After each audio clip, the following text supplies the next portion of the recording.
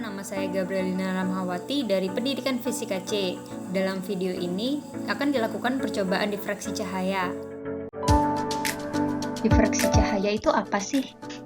Difraksi cahaya merupakan peristiwa pembelokan cahaya akibat adanya penghalang kecil. Fenomena difraksi ini hanya dapat dijelaskan dengan model cahaya sebagai gelombang, menurut Young and Friedman tahun 2012. Fenomena difraksi cahaya dapat diamati dengan satu sumber cahaya yang ditembakkan, namun terjadi pembatas oleh penghalang atau celah sempit.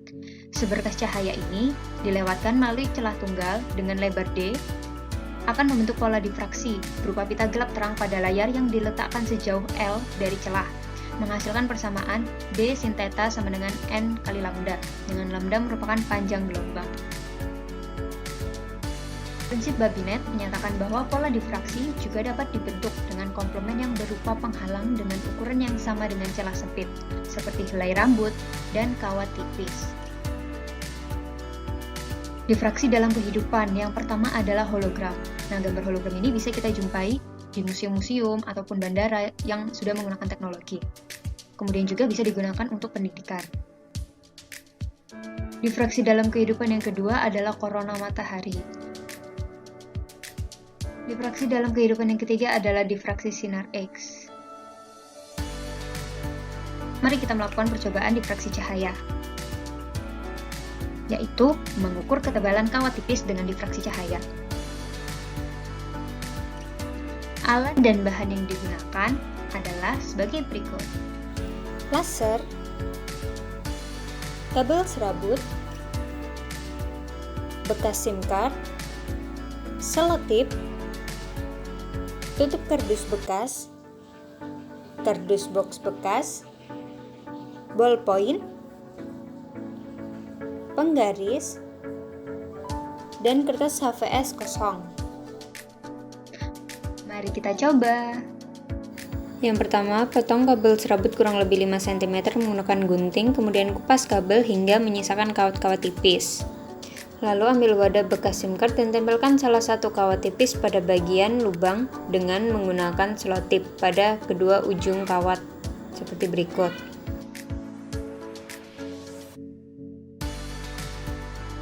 Lalu ambil tutup kardus dan tempelkan wadah bekas SIM card tadi ke salah satu sisi tutup kardus. Kemudian ambil kardus box dan laser, lalu tempelkan laser pada permukaan box dengan menggunakan selotip. Lalu atur letak tutup kardus dan box secara sejajar sehingga cahaya akan mengenai kawat. Kemudian tempelkan kertas HVS kosong sejajar dengan laser dan kawat tadi. Atur jarak antara kertas HVS dengan kawat sejauh 100 cm. Nyalakan laser dan kita melihat pola gelap terang pada kertas HVS dan tandai terang pusat dan pola gelap pertama menggunakan ballpoint. Ulangi dengan jarak L sampai 50 cm dengan penurunan 10 cm. Lalu ukur jarak kedua titik menggunakan penggaris dari setiap variasi L. Hasil percobaan dan analisis data. Dari percobaan tadi kita bisa mendapatkan data pada tabel berikut. Nah, kita menggunakan analisis grafik dan menentukan gradien dengan persamaan garis Y sama dengan MX. Kemudian persamaan difraksi D, Y per L sama dengan N lambda. Maka, Y menjadi sumbu Y, seper D menjadi M atau gradien, dan N lambda L menjadi sumbu X dengan N sama dengan 1. Karena M sama dengan 1 per D, maka untuk menentukan nilai D, kita dapat menggunakan persamaan D sama dengan 1 per M. Kemudian kita buat grafiknya. Nah, ini merupakan grafik kabel serabut. Kemudian kita dapatkan persamaan Y sama dengan 76,923X ditambah 0,0167. Karena D sama dengan 1 per M, maka D sama dengan 1 per 76,923, sehingga D sama dengan 0,013 cm. Maka ketebalan kawat tipis dalam percobaan adalah 0,013 cm. Kita lanjut ke ayo berlatih. Komplemen apa yang bisa digunakan agar pola difraksi dapat terbentuk? Apakah pipa air, magnet U, kawat tipis, atau laser ya? Nah, yang benar adalah kawat tipis. Siapa nih yang benar? Kenapa kawat tipis? Karena komplemen yang bisa digunakan agar terbentuk pola difraksi gelap terang adalah komplemen dengan ukuran ketebalan yang sama dengan ukuran dari lebar celah sempit.